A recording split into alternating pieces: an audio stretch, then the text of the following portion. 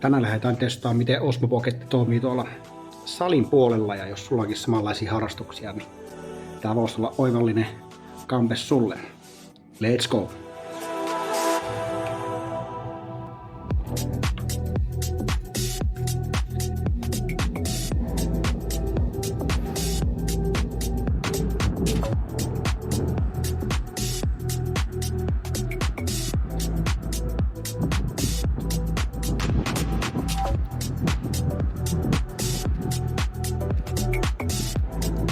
No niin, miltä se näyttää?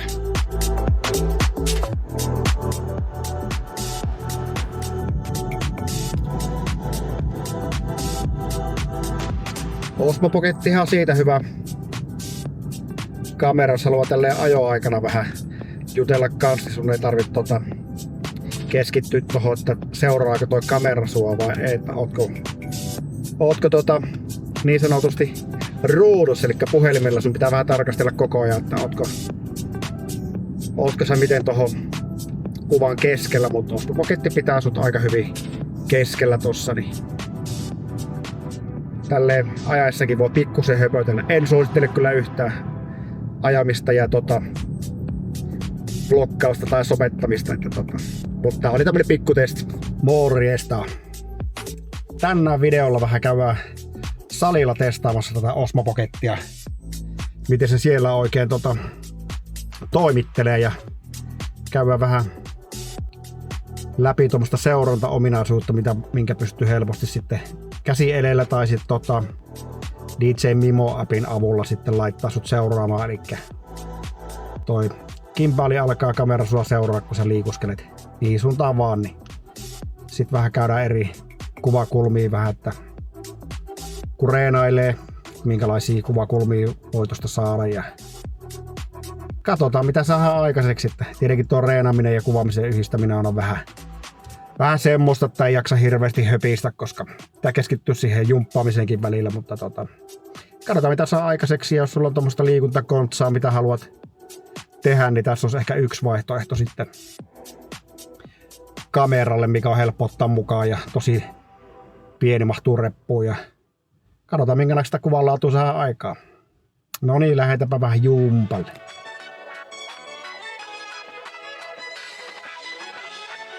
No niin, nyt ollaan testaamassa Osmo Pockettia täällä kuntosalin puolella ja katsotaan miltä se näyttää, kun filmataan vähän liikkeitä ja muita. Tää voi olla yksi ympäristö, missä tämmöstä kameraa sitten käytetään.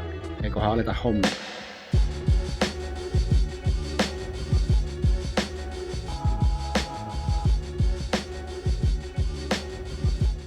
Sehän meinaa alkaa jo hikeä puskee ja ensimmäisten kyykkysarjojen jälkeen, niin miltä se matsku näyttää? Vähän tuo asettelukas, vähän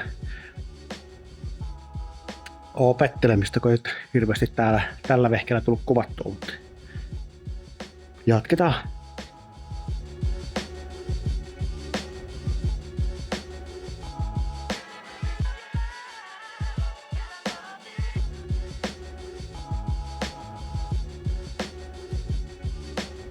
Pakko sanoa, että tää on kyllä kätevä tänne saliolosuhteisiin. Ei jaksa tuon puhelimen kanssa värkätä, niin tää Osmo Pocket 4 on kyllä hyvä.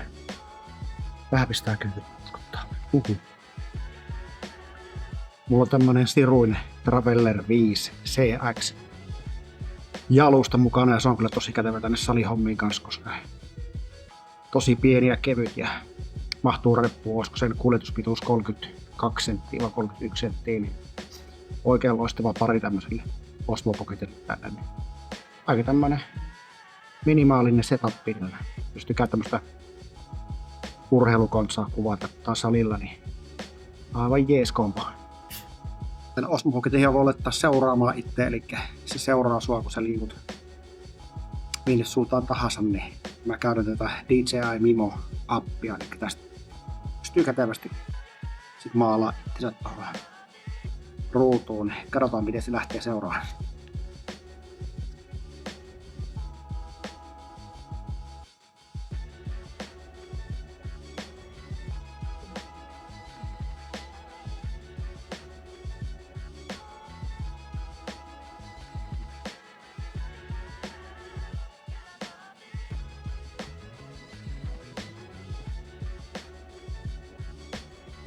aika hyvin seuraa.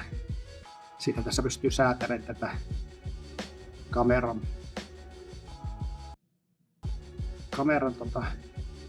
suuntaa ja paikkaa itsekin tässä napilla. Eli täällä on tämmönen ohjaaja.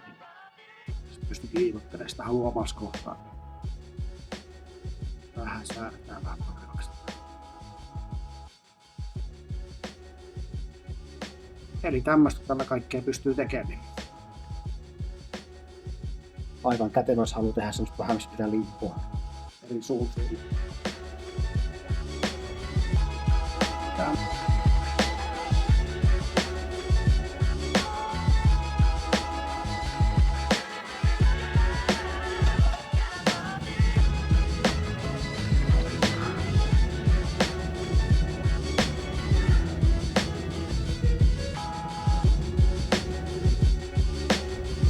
Niin, ja tässä on ollut koko ajan käytössä tätä pelkkä Osmo Pocket 4 mikki, eli ei ole mitään langatonta mikkiä, eli pelkästään tuo laitteen tallentama ääni, eli miltä se kuulostaa. Ainakin Osmo Pocket 3 oli ihan ok, niin voisin kuvitella, että tässäkin. Sori, kun on vähän hengästynyt ja matalalla ääni, mutta toivottavasti tätä saa nyt selvää. Tämmönen oli tää setti täällä salin puolella ja toivottavasti matsku näyttää hyvältä ja saatte jotakin infoa, että miten tää Osmo Pocket toimii, jos sulla on tämmöstä saliharrastusta esimerkiksi tai tykkäät pitää tän setin tämmösenä pienempänä. Oho, menipä vähän pimeäksi, mutta joo. Laitetaanpa matsku video edittiin ja katsotaan mitä siitä seuraa. Ja eikä tässä sen kummempi lyhyä filmipaketti. Moro!